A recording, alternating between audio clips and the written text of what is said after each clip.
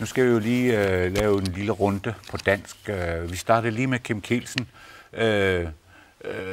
Parti Siumut vinder, men dog heller ikke. I kom næsten 10% ned i forhold til sidste gang. Hvad betyder det for jer, at I er kommet så langt ned? Selvfølgelig betyder det noget, men igen, man har spået os helt ud af det hele. Det bliver jo spået direkte ud, at vi er gået helt ud.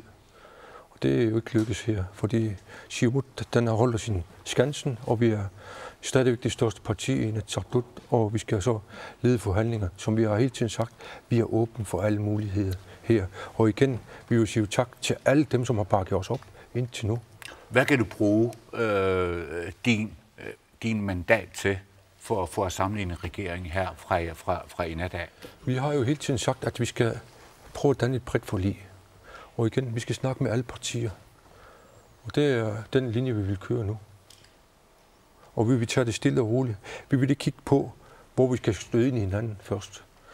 Lad os nu samarbejde. Prøv at få gang i det her. På det er det vigtigste, og for alle partier også. Jeg synes, det er den vej, vi skal køre. Sarah, har du forventet mere end det resultat, der vises her i aften for Inuit Ataqatigiits vegne? Jeg har stor respekt for vælgernes afgørelse her til det her valg, og jeg vil sige, at vi har fra Inuit Ataqatigiit ført en sober og en realistisk og en ærlig valgkamp. Det har været vigtigt for os, særligt i den situation, Grønland er i dag, med en meget hård økonomisk krise, hvor man er nødt til at lade være med at love ting, som ikke kan betales af landskassen. Så det er meget, meget vigtigt for os at føre en sober valgkamp, og det har vi gjort. Og vi har fået 11 meget stærke mandater ind i Inatsisartut. Vi står lige med Siumut i forhold til mandattal, og vi lægger selvfølgelig også mærke til, at jeg som partileder har fået flest stemmer af alle partilederne. Og det mener vi selvfølgelig forpligter.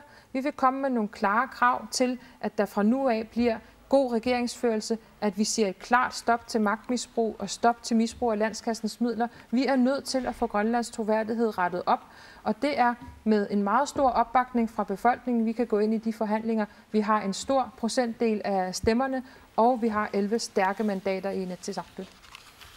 Hvorfor nogle partier vil du helst samarbejde her efter alle mulige skandaler og valgkamp? Og hvilket parti vil du helst samarbejde her efter i morgen? Vi er åbne for samarbejde med alle partier, som vi hele tiden har sagt, og de næste par dage vil jo vise, hvad der bliver muligt at realisere. Og det er klart fra Inuit Ataqatigiit, at vi stiller nogle meget skarpe krav til, at der skal rettes op på Grønlands troværdighed, at der skal rettes op på vores økonomi, at vi skal sige et klart stop til magtmisbrug og misbrug af landskassens midler. Man skal kunne vedkende sig, at de ting ikke er i orden.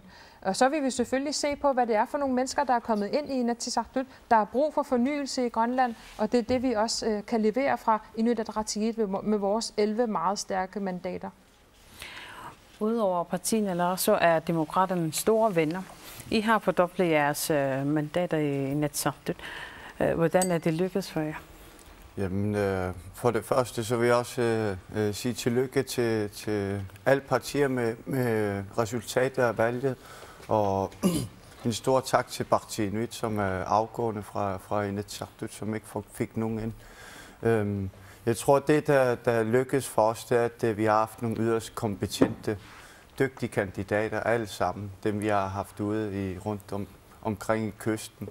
Det har været klart tale fra demokraternes side. Vi har ikke pakket noget ind, og vi har været realistiske.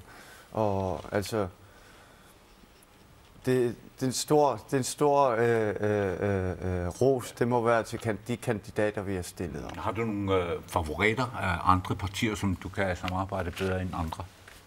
Jeg har ikke sådan nogle favoritter. Jeg favoriserer mere, at vi får genoprettet den økonomiske krise, vi er i det her land. Og om så det hedder Parti Nalarak, Inuit Ataqatigiit, Atassut eller Siumut, der er vi faktisk, der vægter vi mere, at vi får genoprettet økonomien. Så det må komme an på en formel forhandling. Jamen, vi har ikke nogen klare favoritter, som jeg har sagt. Altså, det vigtigste er, at vi får lavet en strategi for, hvordan vi kommer ud af det her økonomiske krise. så må det være op til en forhandling, og jeg glæder mig til at drøfte nærmere med de forskellige partier. Og Atassut, I beholdt 2 mandater i Inatsisartut. Har du ønsket dig mere? Nej, jeg har sagt, altså, vi har lige haft landsmøde, og efter jeg blev formand, der gik det knap 3 dage, inden der blev udskrevet valg. Så jeg har, altså, mit mål har været, at vi beholdt de 2 mandater. Så, hvorfor kun 2? Kunne I ikke have et mål, der siger 3? Altså, som sagt, jeg havde jo kun 3 dage til at overbevise befolkningen, hvilken formand jeg ville være. Så der var ikke tid til befolkningen omkring netop det. Så jeg er tilfreds, meget tilfreds, at vi fik beholdt de 2 mandater. Så, og jeg tror, de har skyldes, at Atassut-vælgere er utrolig stabile.